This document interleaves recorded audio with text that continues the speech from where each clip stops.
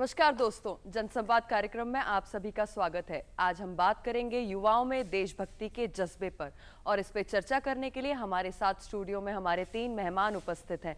सबसे पहले आइए मैं आपको मिलवाती हूं अरुण सरावगी जी से, जो कि निर्देशक हैं नेहरू युवा केंद्र के। उनका साथ दे रहे हैं दत्त शर्मा जी, जो कि उपाध्यक्ष हैं राष्ट्रीय नेहरू युवा केंद्र के। उनका साथ देंगी काकोली रॉय जी, जो कि मनोवैज्ञानिक हैं। आप तीनों का बहुत बहुत स्वागत है। सर, सबसे पहले मैं आपसे जानना चाहूंगी कि नेहरू युवा केंद्र की क्या भूमिका होती है? नेहरू युवा केंद्र संगठन युवा कार्यक्रम एवं खेल मंत्रालय भारत सरकार के अधीन एक स्वायत्तशासी संस्था है और मध्य प्रदेश के परिप्रेक्ष्य में अगर हम बात करें तो यहाँ पर लगभग 25,000 यूथ क्लब ग्रामीण क्षेत्रों में हैं। जो यूथ क्लब हमारे होते हैं उसमें जो मेंबर्स होते हैं वो 13 से 29 साल तक का टारगेट लक्ष्य समूह होता है जो इसमें मेंबर बनते हैं। हम लोग गांव में युवा मंडल बनाते हैं, युवा संगठन बनाते हैं जो संगठित होकर अपने गांव के विकास के लिए काम करते हैं। जी, विष्णुदत्त शर्मा जी, मैं आपसे जानना चाहूंगी कि आप राष्ट्रीय उपाध्यक्ष हैं नेहरू युवा केंद्र के, और इसको राष्ट्रीय लेवल पर आप युवाओं को किस तरीके से प्रमोट करते हैं एक्टिविटीज करने के लिए कि वो देशभक्ति की तरफ उनका रुझान जो है वो बढ़े? नेहरू युवा केंद्र संगठन पूरे भारत के अंदर, और मैं ऐसा मानता हूं कि पूरी दुनिया के अंदर एक सबसे बड़ा यूथ नेटवर्क है जी। और नेहरू युवा केंद्र संगठन के माध्यम से खासतौर पर ग्रामीण क्षेत्र में जी। और ऐसे स्लम्स के अंदर जहां पर यूथ को आज अपॉर्चुनिटी नहीं होने के कारण से एक उस प्रकार का नेतृत्व उनके बीच में डेवलप करना कि जो देशभक्ति से ओतप्रोत हो, समाज के प्रति उसमें संवेदनशीलता जागृत हो, इन सारे ऐसे मुद्दों पर और यूथ की वो जो समस्याएं जिनको आज यूथ फेस करता है, उन सारे मुद्दों पर एक डिस्कशन का केंद्र बन करके तो पूरे देश भर के अंदर नेहरू युवा केंद्र संगठन आज व्यापक पैमाने पर एक इस प्रकार के नेतृत्व को विकसित करने का काम पूरे देश में बखूबी, और मैं ऐसा मानता हूं कि हर क्षेत्र में जो भारत के अंदर राजनीतिक से लेकर के सामाजिक और प्रशासनिक क्षेत्रों में जो एक ऐसा देशभक्त नेतृत्व जो चाहिए, जो देश के लिए कुछ करने की क्षमता और मादा उसके अंदर हो, इसमें नेहरू युवा केंद्र संगठन बड़े पैमाने पर बखूबी इस काम को करने का प्रयास पूरे भारत के अंदर कर रहा है। जी, काकोली जी, आप ये बताइए कि आज का जो युवा है क्या देशभक्ति के मामले में कहीं पिछड़ता चला जा रहा है? इसको हम अगर ऐसे देखें कि है भी और नहीं भी, मैं दोनों पक्ष इसका बताना चाहूँगी कि एक तरफ सेल्फ सेंटर्डनेस बढ़ रहा है। क्यों? क्योंकि ये कंसर्न अपने ऊपर ज़्यादा आ गया है कि मुझे क्या मिल रहा है, मैं जल्दी से कोई उपलब्धि हासिल कर लूँ, मुझे मार्क्स मिल जाए, बचपन से अच्छे नंबर मिल जाए, मुझे मोबाइल मिल जाए, मुझे बाईसाइकिल मिल जाए, मुझे मिल जाए, और या मुझे बहुत बड़ा कोई अचीवमेंट मिल जाए और उससे मैं खुश हूँ। जब हम अपने लिए इतना ज़्यादा सोच रहे हैं, वैसे ही बच्चों की गलती नहीं है, ये हमारा पर्यावरण या हमारा सिस्टम इस तरह का बन रहा है कि शायद हम लोग उनको और कुछ मत करो, दोस्तों के पास मत जाओ क्योंकि तुम्हारा अचीवमेंट कम हो जाएगा। इस वजह से वो सेल्फ सेंटर्डनेस बढ़ता जा रहा है। ऐसे इस दृष्टिकोण से हम जब देखेंगे तो हम ये देखते हैं कि वो अपनों के लिए ही परवाह नहीं करते, तो देश के लिए तो बहुत दूर की बात है। यानी कि कंपटीशन बढ़ने की वजह से बाकी जगह से ध्यान जो है वो हटता चला और वो आत्म केंद्रित होता चला जा रहा है। दूसरी तरफ जैसे अभी सर ने ये बताया कि नेतृत्व का बीज बोना, मनोविज्ञान ये कहता है कि बचपन से ही एक पर्सनालिटी डेवलप होती है, और जिस दिन से हम पैदा होते हैं उस दिन से लेकर के जब तक हम एक यूथ बनते हैं, एक 18 साल की उम्र मान ली गई है कि एडल्ट जब तक होते हैं तब तक वो डेवलपमेंट हो रहा है। इस बीच जब जिस तरह की चीज़ हमें दी जाएगी, हम वो हमारे अंदर आता जाएगा। तो डेवलपमेंट जब पर्सनालिटी का हो रहा है, तब इस तरह के संगठन, इस तरह का काम जब युवाओं के लिए कर रहे हैं तो मतलब ज़रूर वही युवा कंसर्न बनता है, दूसरों के लिए सेंसिटिव बनता है, और ये सेंसिटिव युवा ही देश के लिए कुछ कर सकता है। तो मैं दोनों पक्ष इसका रखना चाह रही हूँ। यहाँ हमारे साथ यहाँ पर कुछ युवा साथी भी हैं जो देशभक्ति के जज्बे को लेकर सवाल करना चाहते हैं हमारे मेहमानों से। आइए उनके सवाल लेते हैं। आप अपना सवाल करिए। Hello to everyone. पहले तो मैं अपना पॉइंट ऑफ व्यू रखना चाहूँगी कि एक तो हमारे इंडिया के अंदर स्कूल्स के इस्टेब्लिशमेंट के लिए हम सिर्फ गवर्नमेंट को रिस्पॉन्सिबल नहीं ठहरा सकते, उसमें यूथ का बहुत बड़ा योगदान होना चाहिए। और यूथ का योगदान इस प्रकार हो सकता है कि हम सिर्फ हाई इनकम जॉब्स के पीछे ना भागें। अगर हम प्रिविलेज्ड हैं कि हमें अच्छी एजुकेशन मिली है, तो फिर हम सब टीचिंग में और अपनी नॉलेज को बांटने में इन गवर्नमेंट स्कूल्स जाएं, क्योंकि ये मैंने देखा है कि गवर्नमेंट स्कूल्स में जो क्वालिटी ऑफ एजुकेशन होता है वो कहीं ना कहीं थोड़ा सा पीछे रह जाता है। तो अगर हम प्रिविलेज्ड हैं तो हम अपनी एजुकेशन को वहाँ जाके बांटें, एज यूथ हम ये कर सकते हैं। और दूसरा मेरा सवाल श्री शर्मा जी से है कि आज मतलब स्कूल से अच्छा हम सब ये जानते हैं कि स्कूल से अच्छा कोई माध्यम या मीडियम नहीं हो सकता जहाँ पे हम अपने फ्रीडम फाइटर्स के बारे में और अपने कंट्री की हिस्ट्री के बारे में अच्छे से जानें। तो क्यों ऐसे नहीं होता कि स्कूल्स में स्कूल के करिकुलम के अंदर ऐसे सेशंस रखे जाएं जहां हम सिर्फ कुछ गिने चुने फ्रीडम फाइटर्स ही नहीं बल्कि हर उस इंसान जिसने हमारी कंट्री के लिए बलिदान दिया है उन सब के बारे में जाने। काकोली जी, सबसे पहले आप जवाब दीजिएगा क्योंकि आपकी बात से काफी कनेक्टेड है। बिल्कुल, कि पीयर प्रेशर इतना ज्यादा हो गया कि अचीवमेंट्स को लेके जो स्टूडेंट्स है, जो युवा है आज का, कहीं ना कहीं देशभक्ति से दूर हो रहा है। तो इसके लिए क्या माँ बाप का कोई योगदान हो सकता है? पीयर ग्रुप किस तरीके से पार्टिसिपेट कर सकता है, या क्या चीजें करनी चाहिए पेरेंट्स के साथ साथ युवाओं को देशभक्ति की ओर बढ़ने के लिए? बिल्कुल सही क्वेश्चन किया है आपने। जैसे अभी हम लोगों ने बात किया है कि बचपन से ही अगर हम कोई भी चीज़ का बीज बोएंगे तो वो पनपेगा और उसके अंदर वो जज्बा आएगा। बहुत ज़रूरी है स्कूल एजुकेशन में ये करिकुलम होना बहुत ज़रूरी है। साथ साथ हम ये भी कहना चाहेंगे कि परिवार या स्पेशली पेरेंट्स एक बहुत संकीर्ण ऑब्जेक्टिव को लेकर ना चलें कि सिर्फ मार्क्स आ जाना या हायर एजुकेशन मिल जाना या डिग्री मिल जाना ही सबसे बड़ी उपलब्धि है, बल्कि ये कि कैसे हमारा देश स्वतंत्र हुआ, आज हम जो कर पा रहे हैं वो कैसे कर पा रहे हैं, और इसको अगर हमें मेंटेन करना है, अगर इसको हमें आगे बढ़ाना है तो उसके लिए हम सब जिम्मेदार हैं। कोई अकेला या उन लोगों ने जो फ्रीडम फाइटर्स ने कर दिया उसके बाद हम उपभोग करें, ऐसा नहीं है। उसको मेंटेनेंस भी बहुत ज़रूरी है। उसके लिए बहुत ज़रूरी है परिवार का ये योगदान कि वो बच्चे को बचपन से उनके अंदर ये चीज़ डालें कि उनको क्या सेंसिटिव होना बहुत ज़रूरी है। जैसे ही वो सेंसिटिव होंगे, जैसे ही वो संवेदनशील होंगे, वो अपने आप दूसरों के लिए सोचना शुरू करेंगे, और जैसे ही सोचेंगे वो देशभक्ति के लिए भी सोचेंगे। शर्मा जी, ये तो हो गई मनोवैज्ञानिक के तौर पर एक बात कि किस प्रकार से बचपन से ही माँ बाप को उसमें कल्टीवेट करने चाहिए जो गुण होते हैं जिससे कि युवा देशभक्ति की ओर बढ़े, आपसी मेलजोल प्यार बना रहे। आप ये बताइए कि नेहरू युवा केंद्र ऐसा क्या कार्यक्रम चलाता है जिससे कि युवा कंटिन्यूसली इन सब चीज़ों के टच में रहता है? देखिए, पहले उसने जो प्रश्न किया है, मैं कहता हूं कि एक बड़ा अच्छा प्रश्न है जो भारत के लिए बड़ा प्रासंगिक है जी। और आज का जो युवा है उस युवाओं के लिए मैं ऐसा मानता हूं कि प्राइमरी एजुकेशन आज इस देश के अंदर इतना महत्वपूर्ण पहलू है कि उसके अंदर जब ये बातें हम प्राइमरी एजुकेशन के उस सिलेबस में, उस करिकुलम में इन चीज़ों को लाने का प्रयास करते हैं कि भारत में क्रांतिकारी आंदोलन से लेकर के आज़ादी के आंदोलन और देशभक्ति के जो भाव है, ये जब उस करिकुलम में आकर के जब हम उसको आगे बढ़ाने का प्रयास करते हैं तो जो प्राइमरी एजुकेशन का जो विद्यार्थी है तो वो बीज उसके उस प्राइमरी एजुकेशन से प्रारंभ होता है।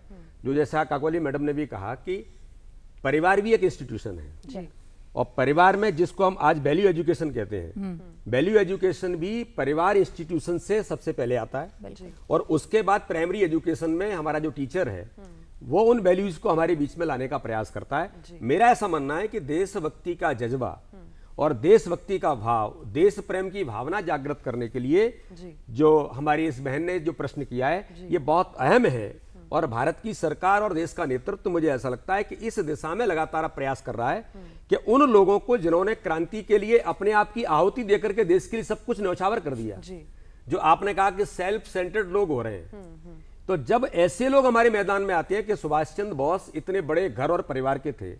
जब मैं उनके घर कटक के अंदर जब उनको देखने गया, कभी आप लोगों को मौका मिलेगा तो हमारे युवा उस घर को देखेंगे, तो बहुत बड़े परिवार के व्यक्ति थे। यानी आज भी आप उनका फर्नीचर देखेंगे तो उस समय उस जमाने में इतना महंगा फर्नीचर हो सकता है किसी घर में, इतना अच्छा घर हो सकता है, लेकिन सुभाष चंद्र बोस जमीन पर सोना प्रारंभ कर देते हैं। उनको लोग कहते हैं कि ये पागल हो गया है, तो वो कहते हैं मैं पागल नहीं हुआ हूं। मैं भारत के अंदर इतने जो नौजवान क्रांतिकारी आंदोलन में लगे हैं वो इतने बड़े परिवारों के नहीं है, मैं उनके समान रूप में जाना चाहता हूं। तो इतना डिवोशन उस नौजवान ने जो इतना बड़ा पूरे अंग्रेजों के उस समय में आईसीएस बनकर के खड़ा होता है, तो डिवोशन करने वाले जो क्रांतिकारी हैं जिन्होंने भारत के लिए सब कुछ न्यौछावर कर दिया, तो इनके भाव जब आते हैं, जो संवेदनशीलता आपने कही, वो संवेदनशीलता देश के नौजवानों के मन में जागृत होती है। एक और यहां पर मैं इस बात को कहना चाहता हूं कि जो देश के नौजवानों में आज सबसे महत्वपूर्ण जो पहलू आज विकसित जो होना चाहिए कि उनके मन में कॉन्फिडेंस आना, कि उनके मन में ये बात जागृत हो जाए कि मैं खेल के क्षेत्र में मुझे मेरा टारगेट है, मुझे यहां पर पहुंचना है जी।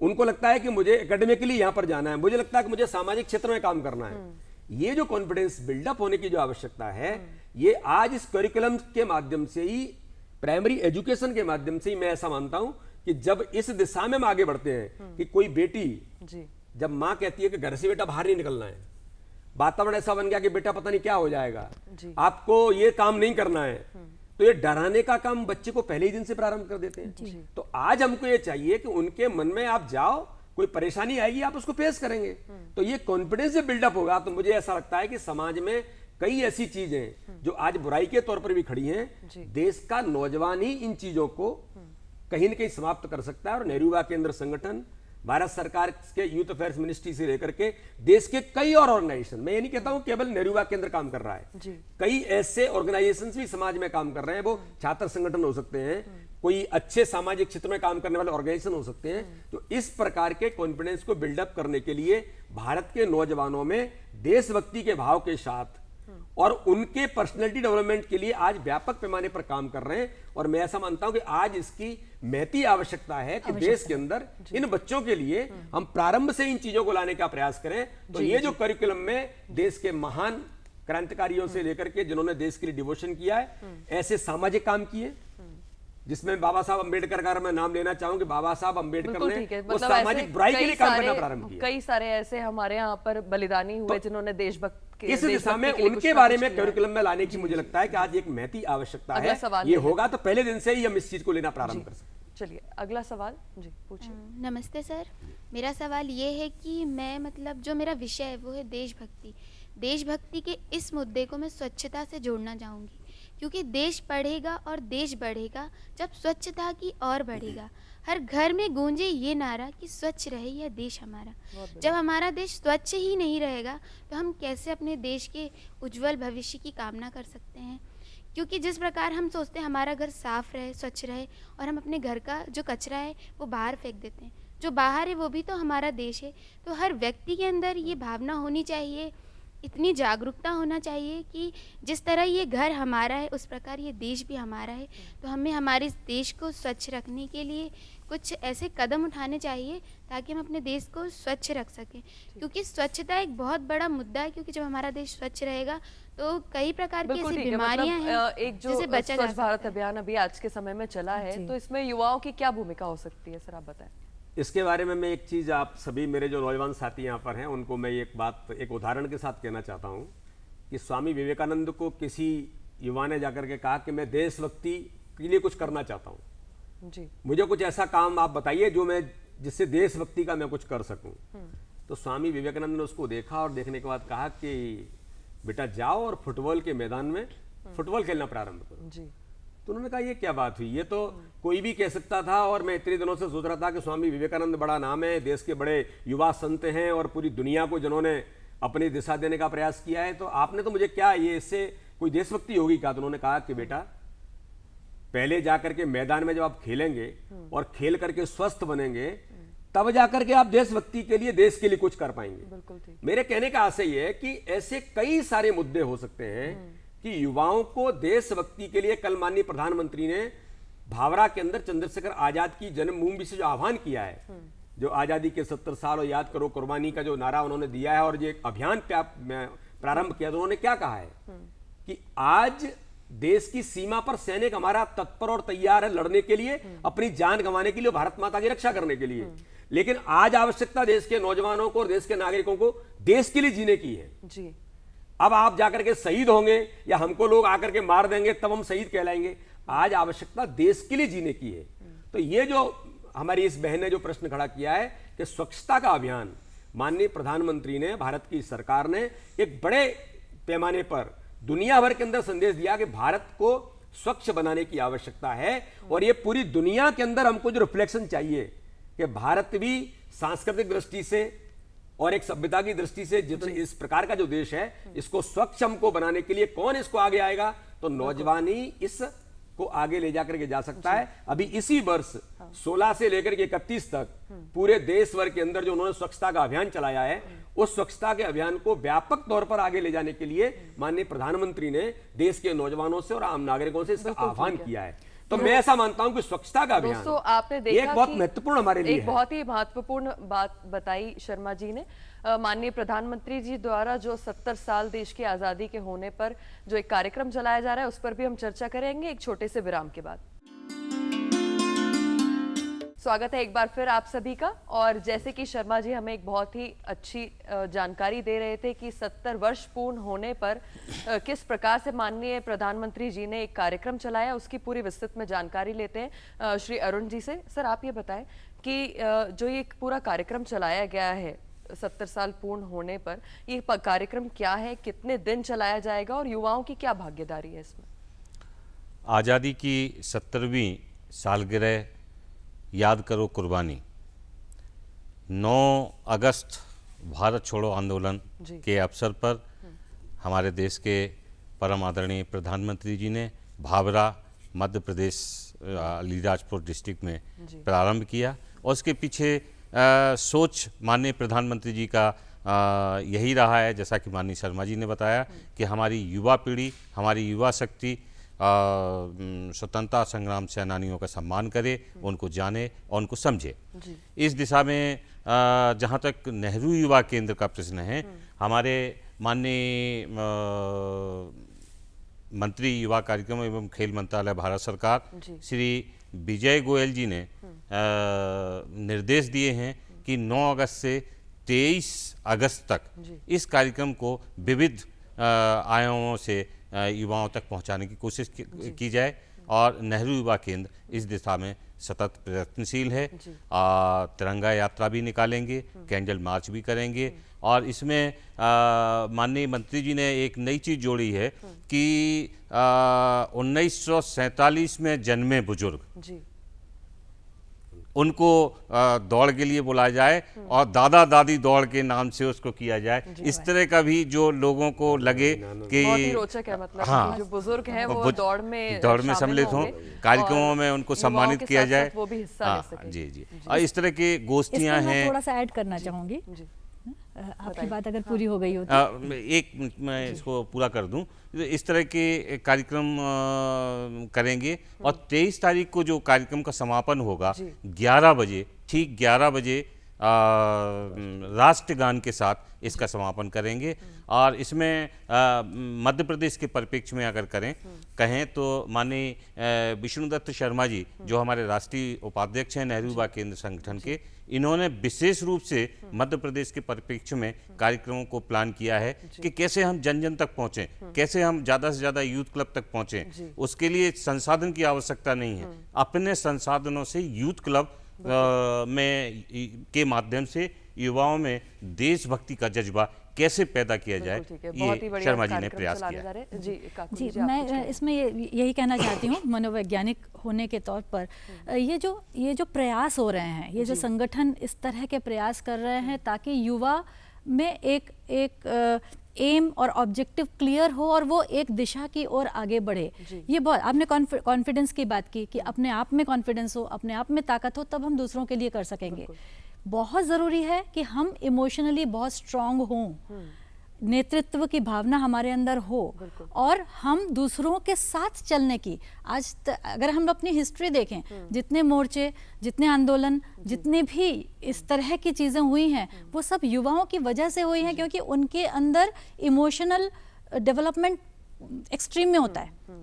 बहुत इम्पल्सिव कह सकते हैं हम उनको, कि बहुत जज्बा, बहुत एक जोश, उन जोश का सदुपयोग बहुत अच्छे से ये संगठन कर पा रहे हैं, क्योंकि यही समय है जिनको यूटिलाइज किया जा सकता है। भारत के साथ एक रोचक फैक्ट भी है कि जो हमारा भारत देश है, इसमें जो सबसे बड़ा परसेंटाइल है वो युवाओं का है। इसी कारण से हम लंबे समय से जितनी भी क्रांतिकारी इवेंट्स हुए उसमें हमारे युवा सबसे आगे रहे हैं। अपना अगला सवाल ले लेते हैं। बिल्कुल। नहीं, इसमें मैं एक चीज जोड़ना चाहता हूँ, जो आपने जो कहा ना कि आज माननीय प्रधानमंत्री ने भी भावरा से कल जो आह्वान किया, जो संवेदनशीलता के कारण जो लोग युवाओं को भ्रमित करने का जो प्रयास करते हैं, उन्होंने 2 चीजों के बारे में कहा कि जम्मू कश्मीर के युवा को पत्थर और गोली की नहीं, उनको लैपटॉप की आवश्यकता है। बिल्कुल बिल्कुल। तो वो लैपटॉप लेकर के वो आज इस बढ़ते हुए युग में उनकी भूमिका और उनका सहभाग क्यों नहीं बन सकता।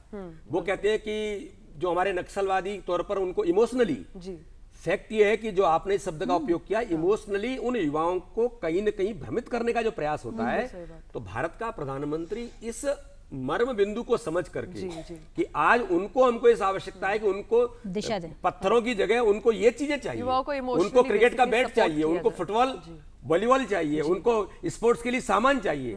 जब ये चीजें देश के नौजवानों को जम्मू कश्मीर के अंदर होंगी, घाटी के अंदर होंगी, छत्तीसगढ़ और झारखंड के वहां नक्सलवादी एरिया के अंदर होंगी, तब वो युवा देश की मुख्य धारा में आकर के सहभागी बनेगा। तो आज इसकी आवश्यकता है। तो इस दिशा में जो लगातार बढ़ रहे हैं, तो मेरा ऐसा मानना है कि एक बड़ा महत्वपूर्ण कदम माननीय प्रधानमंत्री ने शुरू किया है और उसकी तरफ बढ़ाया जा रहा है। और भावरा क्यों चुना, मुझे ऐसा लगता है कि ये भी एक बड़ा महत्वपूर्ण पहलू आज के युवाओं के सामने जाने की आवश्यकता है कि देश का प्रधानमंत्री दिल्ली में विज्ञान भवन से शुरू कर सकता था। बिल्कुल सही बात है। लेकिन उन्होंने इतने बड़े उसके होने का, इतनी बरसात होने के बाद भी उन्होंने चयन किया कि चंद्रशेखर आजाद की जन्मस्थली से इसका प्रारंभ हो, क्योंकि इसमें इमोशंस जागृत होने चाहिए। जी, अपना अगला सवाल ले लेते हैं।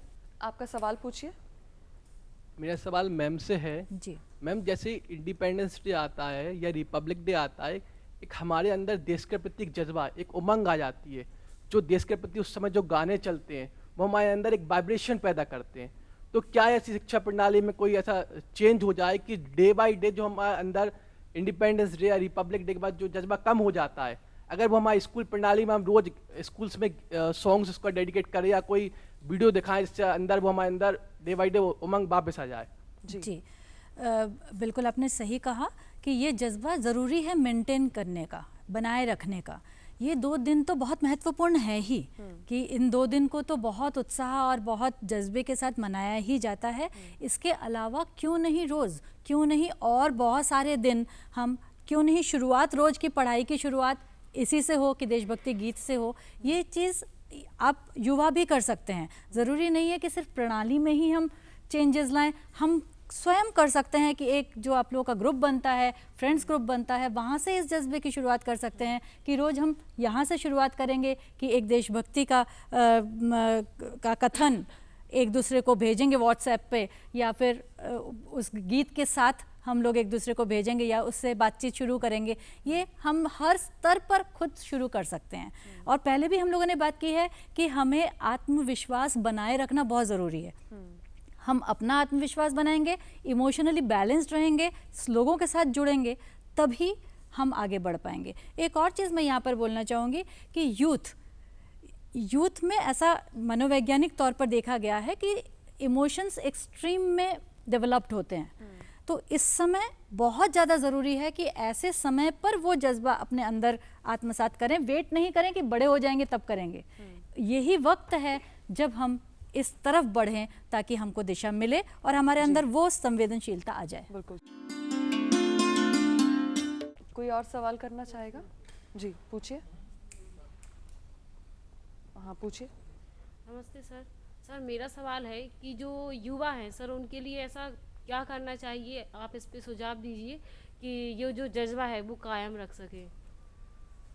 देखिए, युवाओं के बारे में मेरा ऐसा मानना है कि भारत का जो यूथ है, सबसे पहले तो भारत के नौजवानों को एक पॉजिटिव एटीट्यूड, जो मैंने पहले भी कहा कि इसको अपने अंदर रखने की आवश्यकता है जी। और भारत के नेतृत्व को अपने युवाओं पर विश्वास करने की आवश्यकता है। क्योंकि मैं ऐसा मानता हूं कि भारत का जो युवा है, जो दुनिया का सबसे बड़ा युवा देश है, और 2025 के अंदर तो पूरी बाढ़ आने वाली है युवाओं की जी। तो इसको आगामी समय में भारत का जो नौजवान है उसको, मुझे ऐसा लगता है कि युवाओं को, जो मैंने पॉजिटिव एटीट्यूड कहा, उसको इस दिशा में आज आगे बढ़ने की आवश्यकता है कि वो देशभक्ति को अपने फैशन के अंदर लाने की उसको आवश्यकता है। जी बिल्कुल। फैशनेबल यानी देशभक्ति यानी वो फैशन है। आज जैसे इन्होंने कहा कि जब देशभक्ति के गीत जब बजते हैं तो मन के अंदर वाइब्रेशन शुरू हो जाते हैं। जी। जब भंग आंदोलन जब देश के अंदर होता है तो वंदे मातरम गीत के कारण भारत आजाद होता है। जी। भारत की आजादी, ये जो आज हम देख रहे हैं ना, याद करो कुर्बानी, ये गीतों पर देश का युवा थिरक सकता है। जी। अब आवश्यकता यह है कि हमारा जो तंत्र है, हमारा जो सिस्टम है, वो युवाओं को किस पर थिरकाना चाहता है। जी। कि ड्रिंक और डांस पर थिरकाना चाहता है या वंदे मातरम और भारत माता के उन गीतों पर जो देशभक्ति का भाव जागृत करते हैं। तो मेरा ऐसा मानना है कि हम सब नौजवानों को इस दिशा में देश के अंदर अपने आप को एक देशभक्ति का फैशन ले जाने की आवश्यकता है। और मैं ऐसा मानता हूं कि शिक्षा भारत के अंदर अपने जीवन के लिए जी। और आपका जो कैरियर है वो किसके लिए है, तो हम लोग कहते हैं ना कि शिक्षा जीवन के लिए और जीवन वतन के लिए। जी जी। मेरे देश, कैरियर मेरा जो है वो देश के लिए है। जब ये भाव जागृत होगा तब एपीजे अब्दुल कलाम पैदा होंगे। बिल्कुल ठीक है, बहुत ही अच्छी बात कही आपने। सुभाष चंद्र बोस पैदा होंगे, तब जाकर के रामप्रसाद बिस्मिल पैदा होंगे। कि एपीजे अब्दुल कलाम जब संकल्प ले लेते हैं कि मैं दुनिया में जाकर के ब्रेन ड्रेन बड़े पैमाने पर हो रहा है जी, कि उन्होंने कह दिया कि मैं नहीं जाऊंगा, मैं भारत के लिए काम करूंगा, तब भारत जाकर के मिसाइल टेक्नोलॉजी में दुनिया का सर्वश्रेष्ठ देश बन गया। जी, एक व्यक्ति के संकल्प के कारण से। वो मुझे लगता है देश के नौजवानों को फैशन बनाने की आवश्यकता देशभक्ति के भाव के साथ है। देशभक्ति का भाव हम सभी को जगाने की जरूरत है। जी, सवाल करिए। जय हिंद सर। मैं राष्ट्रीय सेवा योजना शासकीय मोतीलाल विज्ञान महाविद्यालय का छात्र हूँ।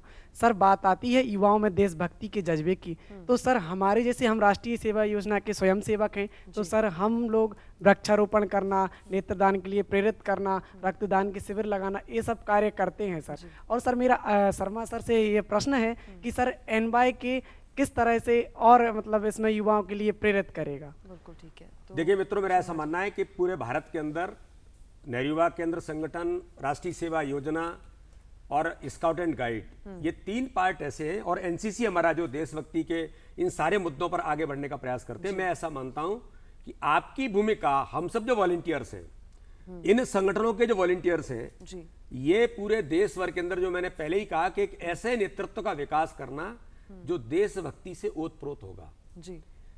भारत का नौजवान जब वंदे मातरम और तिरंगा जब निकलता है तो भ्रष्टाचार के खिलाफ देश का नौजवान लाखों की संख्या में उसको कोई बुलाता नहीं है, वो सड़कों पर आ जाता है। ये वाइब्रेशंस पूरे समाज में होते हैं कि भ्रष्टाचार के खिलाफ नौजवान सड़कों पर आ गया है, सत्ताएं बदल जाती हैं। मित्रों, मेरा ये कहना है कि आप एक ऐसे नेतृत्व का विकास अपने स्थान पर, जिस कॉलेज में है, जिस मोहल्ले में है, जिस गांव के अंदर है, उस गांव में देश का नौजवान, मेरा रोल, अभी मेरी बहन ने जो प्रश्न किया कि स्वच्छता के अभियान को लेकर के, ये माइंडसेट बदलने का काम कौन करेगा? आप ही रोल मॉडल हैं। बिल्कुल। आप ही रोल मॉडल बनकर के जब वहां काम करेंगे गांव के अंदर, तब गांव के लोग आप पर विश्वास करेंगे और आप वहां का नेतृत्व खड़ा करेंगे। जी। तो मुझे ऐसा लगता है कि इस प्रकार के जो देशभक्ति, यानी क्या है, स्वच्छता के अभियान को प्रेरित करके लोगों को खड़ा करना, ये देशभक्ति है। स्कूल मेरा अच्छा चले, वहां पढ़ाई अच्छी हो, ये देशभक्ति है। जी। कोई करप्शन कर रहा है तो करप्शन न हो, ये देशभक्ति है। गांव के अंदर आज नशे की प्रवृत्ति नौजवानों में, पंजाब हमारा डूब रहा है, लेकिन उसके लिए काम कौन करेगा? तो ऐसे जो वॉलंटियर हैं, नेहरू युवा केंद्र के, एनएसएस के, एनसीसी के, आपके हमारी जो और भी ऐसे विंग्स काम करते हैं, इनका काम है कि नशे की प्रवृत्ति से नौजवानों को कैसे बचाया जाए। समाज में तथाकथित लोग इसका प्रयास कर रहे हैं। ठीक, बिल्कुल। तो इन सारे मुद्दों पर हमारी भूमिका बनती है, हम इसको काम करें। जी, आइए अगला सवाल ले लें, पूछिए। नमस्ते, मेरा नाम राहुल है, मैं मीडिया स्टूडेंट हूँ। मेरा सवाल है मैम से कि हम देखते हैं कि एंटरटेनमेंट एक मतलब एक इफेक्ट का काम करता है हमारे यूथ के लिए, कि मतलब चीज़ों की तरफ ज़्यादा जागरूक करता है। तो देशभक्ति के मामले में कैसे, मतलब एंटरटेनमेंट कैसे इम्प्रूव करता है हमारे यूथ को, और एंटरटेनमेंट के साथ साथ कल्चरल विभाग जो है हमारे, या मिनिस्ट्री ऑफ कल्चर है, कल्चरल डिपार्टमेंट्स हैं, या मीडिया है, तो ये सब कैसे अफेक्ट करता है हमारे यूथ को, कि हम और उसकी कमियां क्या क्या हैं, कि हम लोग कैसे आगे बढ़ सकते हैं, यूथ कैसे आगे बढ़ सकता है एंटरटेनमेंट, मीडिया और कल्चरल डिपार्टमेंट्स के जरिए। बेसिकली यूथ जो आजकल सोशली एक्टिव हो गया, सोशल साइट्स पे और इन सभी जगहों पे, टेलीविजन के साथ साथ, तो उसमें क्या उसका कोई साइकोलॉजिकल इम्पैक्ट? बिल्कुल है, बिल्कुल है। ये जो पहला प्रश्न था स्कूल के बारे में, मैं वहाँ से कहना शुरू करूँगी कि स्कूल में एक पाठ भी अगर आ जाए तो बच्चा उसे पढ़ेगा, एग्जाम देगा, पास करेगा, भूल जाएगा। पर अगर उसको इफेक्ट हमें रखना है, उसका प्रभाव हमें रखना है, तो उसमें एंटरटेनमेंट जोड़ना पड़ेगा, क्योंकि वही जब हम इमोशनली किसी चीज़ के साथ जुड़ते हैं तो वो हमें ज़्यादा देर तक याद रहता है। रिसर्चर्स कहती हैं, साइकोलॉजी में बहुत से इस तरह के रिसर्चर्स हो चुके हैं। एक और रिसर्च की बात मैं करूँगी यहाँ पर कि 70% शिक्षा जो है वो देख कर होती है जी। तो हम रोल मॉडल की बात अभी सर ने की कि हम जैसा रोल मॉडल बनेंगे हमारा देश के बाकी लोग उस तरह से सीखेंगे। तो बहुत ज़रूरी है मॉडलिंग। और उसी सिलसिले में मैं कहना चाहूँगी कि उसको इमोशनल बनाना बहुत ज़रूरी है। कोई भी फिल्म हमें ज़्यादा प्रभावित करता है। जितनी भी देशभक्ति की फिल्म है वो राष्ट्रीय स्तर पर बहुत आगे बढ़ी। क्यों? क्योंकि उन्होंने ज़्यादा लोगों को के दिल को छुआ। तो हम यहाँ पर दिमाग नहीं, दिल को छूने की बात कर रहे हैं। हम ऐसी चीज़ें बनाएं, गाने हो, गीत हो, नाटक हो या फिल्म हो, कोई भी एंटरटेनमेंट का साधन हो जो दिल को छुए, बचपन से रोल प्ले करके या उनकी एक्टिंग का रिहर्सल करके हम उस जज्बे को वहाँ पर कायम करें, ताकि वो इमोशनली उसके साथ जुड़ें। इमोशनली जुड़ेंगे तो वो कायम रहेगा ही। तो बहुत ज़रूरी है एंटरटेनमेंट को सामने लाना। एक बात सर ने कही, मैं उसको दोहराना चाहूँगी, मुझे बहुत अच्छी लगी कि आज फैशन का युग है और क्यों नहीं हम लोग इस जज्बे को भी फैशन बना लें। बिल्कुल ठीक है। आइए अगला सर, हमारे कुछ गांव ऐसे भी हैं जहां पर खेल के लिए पूरी सुविधाएं नहीं दी जाती या उन्हें उपलब्ध नहीं हो पाती। युवाओं को ऐसे कौन से कदम उठाने चाहिए कि उन्हें पूरी तरह से वो सुविधाएं उपलब्ध हो सकें?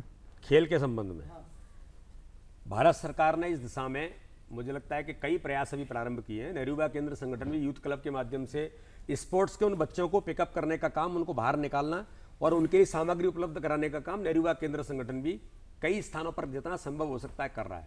लेकिन अभी माननीय प्रधानमंत्री ने इस दिशा में अपने आप को बहुत फोकस किया है और सरकार ने कदम प्रारंभ कर दिए हैं। खेलो अभियान जो शुरू किया है उन्होंने, इसके बारे में पहले हम राजीव गांधी खेल अभियान था जिसको अभी खेलो अभियान करके उसको प्रारंभ किया है और उसमें ब्लॉक लेवल से गांव तक अभी आप पूरे देश भर के अंदर आगामी वर्ष में देखेंगे कि गांव-गांव से लोगों को कॉम्पिटिशन्स करके वो जिन्होंने कल्चरली कहा, स्पोर्ट्स के कहा, ऐसी सारी चीजों पर सरकार व्यापक पैमाने पर नौजवानों को इन्वॉल्व करने का काम प्रारंभ कर रही है।